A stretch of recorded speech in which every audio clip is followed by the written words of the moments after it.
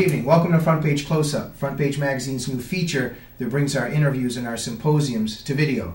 For our special edition of FrontPage Close-Up this evening, we have Andrew Klavan, an award-winning and world-renowned thriller mystery writer. Several of his classic suspense novels have been turned into big movie Hollywood productions. True Crime, filmed by Clint Eastwood, Don't Say a Word, starring Michael Douglas, and An Empire of Lies. He is the author of the new blockbuster adult thriller, critically acclaimed, The Identity Man. Now we turn to the political sphere because, Andrew, reinventing yourself, finding out who you are, obviously happens in America much easier than in North Korea. Right. So there's also, in also your own personal journey, you were once on the left, and I think that it would be fair to say that you rejected the politics of bad faith and the progressive dream because you realized that in America and under freedom is where you really get to reinvent yourself or become who you are. And this is a loaded question, but what do you think the role of the left is in terms of helping people do this? Because as it becomes clear, in terms of identity, the left very much says, you're black, you're black, you're black, you're Mexican, you're poor. And it tries to stick these labels on humans, which, would we agree, stifles man's ability to realize himself or to reinvent himself. I think it's a shame that, you know, the civil rights movement in America made a tremendous arc, beginning, if you want to start it with, say, Martin Luther King Jr., he's not the beginning of it, but a very important moment of it, who says to us, you know, judge us by the content of our character, not the color of our skin. That strikes me as one of the most American statements ever made. That statement could have been made at the founding. It's a beautiful statement that really does urge us, as King said, to live out the meaning of our creed. Somehow, the problem with revolutions is that people get power through revolutions and they don't want to let it go.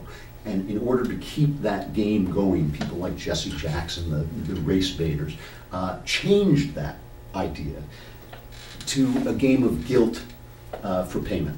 I accuse you of racism unless you give me money, unless you give me jobs, unless you give me power, and that became the power base of a lot of race baiters. People of goodwill get swept up into that, and they start to say, well, if you disagree with this, you're racist, and they start to feel that they can redeem themselves and their own feelings of racism, or maybe their own history of racism, by accusing others of racism. It just becomes kind of a game, and yes, it does take away from the e pluribus unum mentality, the idea that you are a free, equal, and complete American as long as you ascribe to the ideas of life, liberty, and the pursuit of happiness, and says, no, no, no, whatever you do, you're stuck because of the way other people define you. And that's just a lie. It's just a lie. It used to be true. It was certainly true in the Jim Crow South, where you couldn't vote if you were black, where you couldn't go into the bathroom if you were black. Then you were being defined by other people. But when that institutional racism collapsed, and it did collapse, and it is gone, then you were just dealing with individuals. And individuals may hate you for any number of reasons, but it's up to you to define yourself and not let them define you. And no political system can keep them from defining you if you let them do it. Now, Andrew, in terms of how the left does perpetrate this, in terms of telling people who they are or playing this identity politics, let's switch to the terror and culture war for a minute. How does this tactic of the left weaken us, for instance, in our ability to fight radical Islam and in our ability to fight these tyrannical forces? Well, if you're talking about the anti-American left, and a lot of the left, the rank and file left, are people of goodwill who think this is going to make life better. But if you're talking about the high-ranking political left, one of their basic premises is the premise of relativism, the premise that nothing is good or bad, but thinking makes it so. And on top of that foundation is built this foundation of multiculturalism, that there's no American exceptionalism, nothing's so great about our culture, that other cultures are just as good, and if you don't believe that, you're some kind of bigot.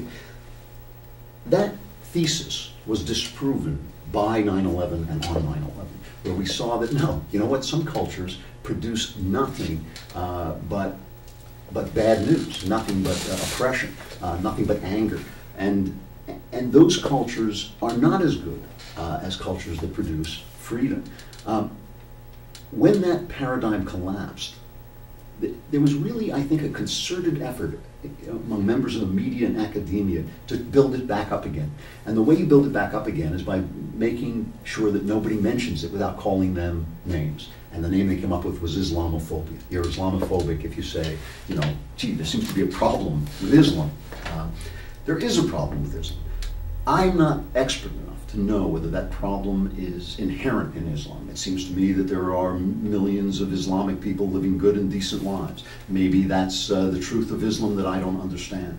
But it does seem to me that as of this moment, as you and I are sitting here speaking, this religion is cancerous with violence and hatred and oppression. And it's never going to go away if people aren't held to account. If you don't say, hey, this is a problem, you have to do something about it, or we will do something about it, they'll never change. And how is this tied into, for instance, even today in the airports, we have nuns who are bodily searched, and let's say Muslim Pakistanis wearing Islamic garb that are body searched. What do you think of that, just even of that image of the equality of how everybody is searched and what that does to our system? It's plainly absurd. I mean, I've always thought, whenever I hear somebody talk about racial profiling, I always thought, isn't that what we call police work? I mean, one of the things that police look at is they look at the entire situation. It is possible that a black man in a certain situation is more suspicious than a white man. That's entirely possible. And I don't see why we have to build this. Equality can't be based on a structure of lies. It can't be based on a structure of not saying things, of not seeing what is right in front of your eyes. You can't build anything on that structure. It's building on shifting sand.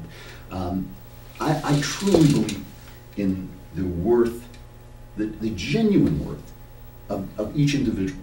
I truly believe in the genuine equality before God and before the law of each individual. But that doesn't mean that I'm going to lie about the fact that right now a terrorist is most likely, in an airport, is most likely to be Islamic.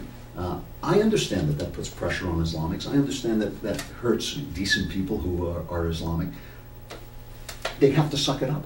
It's just one of those things, and we have to say, we're sorry, but we have to look more carefully. And of course, the fact is, Jamie, we do look more carefully. I drive into the airport, the cop looks in my window, and he waves me on. You know, I'm sure that wouldn't happen if I were a young Arab male. I don't think he would wave me on quite as easily. So he is racially profiling, but the left essentially says, you have to pretend that you're not. And that's ridiculous. And it's ridiculous. Is their objective naive or sinister?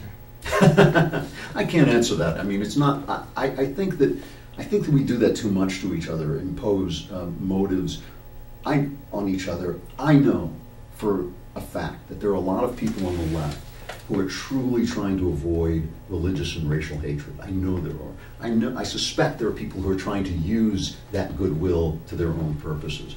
So it's both. Listen, most of this country, I believe that 80% of this country could reach an agreement on a lot of things. That the people on the edges of the country are working hard to keep us from those agreements.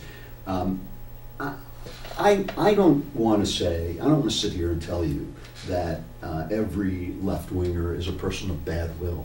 I think they're wrong, and I think after a while, history shows them to be wrong. And wrong in a lot of different ways. Wrong in the fact that it doesn't work, wrong in the fact that it's not conducive to human freedom and dignity. But I do believe there are a lot of people pushing those ideas who don't understand that. I do believe that. We're entering the last segment of our interview. Andrew, I want to come full circle and just touch on your book a little bit more before we end. But let me just stick with politics for a minute. Very quick view on Obama in general, and is connected to your overall view of identity and of freedom? Yeah, I mean, I think, I mean, I don't know Barack Obama. I've never met Barack Obama. And you know, I'm a little reluctant to psychoanalyze him at a distance. He seems to me a product of an academy that's been corrupted, ideologically corrupted. I don't think I have to get any more suspicious about him than that. I think that he has precious little experience in the real world.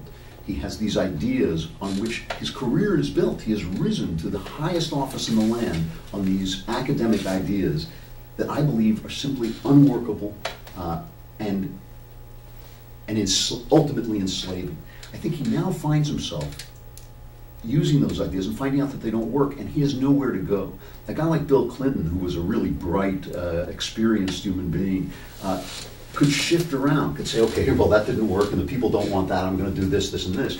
That might have not entailed a lot of integrity, but at least he was flexible, and he was thinking on his feet. I don't believe Obama has that possibility. I believe he's essentially a man who has put ideology where identity should be, I guess would be the way I would say it. And I don't think he has the resources to turn around and say, oh, goodness gracious, this isn't working, I'll do something else. I will listen to the people that I thought were wrong. I don't think he has that capability, and it's quite frightening to see that someone that inexperienced and that impractical could be elevated to that office on basically the wind of other people's hopes.